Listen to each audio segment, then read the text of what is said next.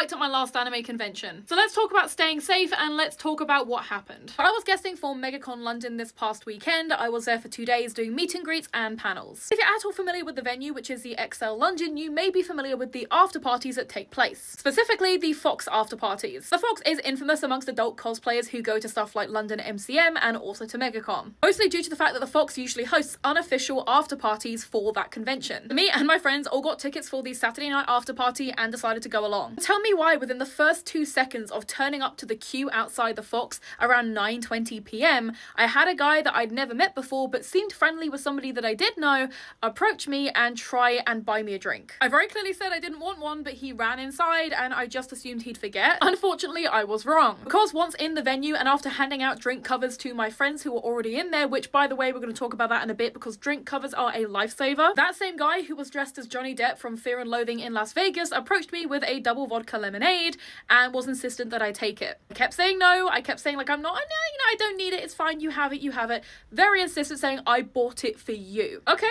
I was like, okay, I'll take the drink, but why don't you have a sip first? Like, you bought the drink. Why don't you have a sip? Tell me why this guy pretended to take a sip, like had a little bit in, and then spat it back into the drink, which is already disgusting, but was actively trying to make it look like he had a drink, but didn't. Luckily, my friends all witnessed this happen and were already on high alert at this point. Then this guy asked if he could take some photos after somebody else approached me, and apparently during these photos he was also acting really weird. I then found a reason to just kind of break away because this guy was trying to follow us wherever we went. Like, we were going to go outside to the outside area and he was following us, and I was like, okay. So we managed to kind of lose him for a minute, and I went to the bar and I said, hey, I don't really trust this drink. Like, the guy who gave it to me is really sketchy.